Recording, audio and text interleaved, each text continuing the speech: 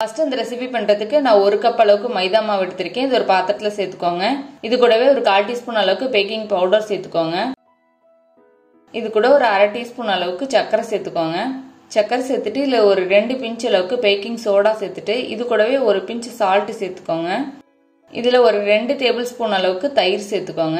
இதுல 4 டீஸ்பூன் அளவுக்கு நெய்யை நான் உருக்கி எடுத்து வச்சிருக்கேன். இதை சேர்த்துக்கலாம். ரொம்ப சூடு பண்ணணும்னு இல்லை, ஜஸ்ட் உருக்குனா போதும். சேர்த்துட்டு இதெல்லாம் நல்லா ஒன்று சேர கலந்து எடுத்துக்கலாம்.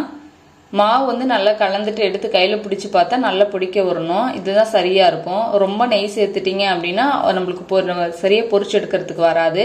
இதுதான் சரியா இருக்கும். இப்போ இதுல தண்ணி சேர்த்துட்டு கொஞ்சம் சப்பாத்தி மாவோட கொஞ்சம் லைட்டா நம்ம ஹார்டா பிசைஞ்சுக்கணும். ரொம்ப சாஃப்டா பிசையக்கூடாது.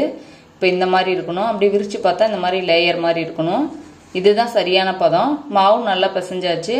இப்போ ஒரு மூடி போட்டுட்டு இதை ஊற வச்சிடலாம்.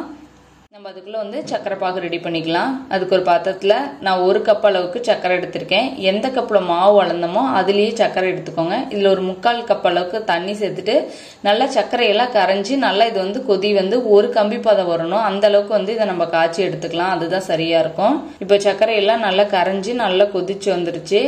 பாகு பதம் செக் பண்ணிக்கோங்க. நல்லா ஒரு கம்பி பதம் வந்தா போதும்.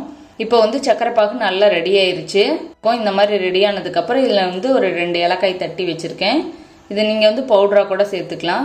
இப்போ இதுல ஒரு 1/4 டீஸ்பூன் அளவுக்கு லெமன் ஜூஸ் சேர்த்துட்டோம்னா இந்த சர்க்கரை எல்லாம் நல்லா கிறிஸ்டல் ஆகாத இருக்கும். அந்த பாதுஷா மேல கோட் ஆகாத நல்லா சாஃப்டாவே இருக்கும். இப்போ நல்லா ஒரு வாட்டி கலந்து விட்டுட்டு ஒரு மூடி போட்டு வச்சிடலாம்.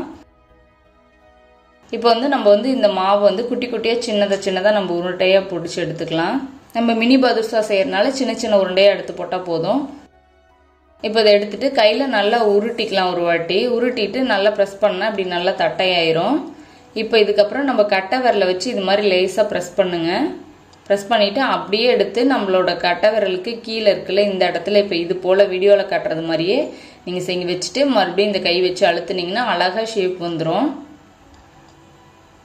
அவ்வளோதான், ரெடி ஆயிடுச்சு. நான் இன்னொன்று அதே மாதிரியே உங்களுக்கு அழுத்தி காட்டுற பாருங்க. இந்த மாதிரி உருண்டை பண்ணிட்டு லைட்டாக இப்படி அழுத்துனீங்கன்னா தட்டையாயிரும். கை வச்சு அழுத்திட்டு அப்படியே எடுத்து இங்கே வச்சு இது போல அழுத்துனீங்கன்னா அழகா ஷேப் வந்துடும். உங்களுக்கு ஒரு இது மாதிரி செய்ய வந்ததுன்னா செய்யுங்க. அப்படி இல்லை அப்படின்னா நம்ம எப்பவும் போல இந்த மாதிரி உருட்டிட்டு லைட்டாக டேப் பண்ணிட்டு நம்ம எப்பவும் போல விரல் வச்சு நம்ம உளுந்த வடைக்கெல்லாம் ஓட்டை போடுவோம்ல அந்த மாதிரி ஒரு வாட்டி அழுத்தி விட்டுருங்க.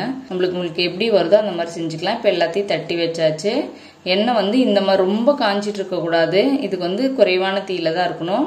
இந்த மாதிரி போட்டோன்னே லேசா பபிள்ஸ் வருது பாருங்க. இந்த மாதிரி சூட்ல தான் இருக்கணும். இப்போ எல்லாத்தையுமே போட்டு நம்ம நல்லா பொரிச்சு எடுத்துக்கலாம். இப்போ எடுத்து நம்ம சுகர் சிரப்ல சேர்த்துக்கலாம். சுகர் சிரப் ஆறிடுச்சு அப்படின்னா மறுபடியும் லைட்டா சூடு பண்ணிக்கோங்க. ரொம்ப சில்லுன்னு ஆயிடக்கூடாது.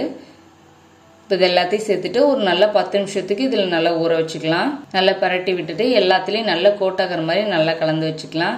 அவ்வளவுதாங்க, நம்ம சூப்பரான மிதி பாதுஷா ரெடி ஆயிருச்சு. பாருங்க, நல்ல ஜூஸியா ரொம்ப சாஃப்டா சூப்பரா டேஸ்டா இருந்துச்சு.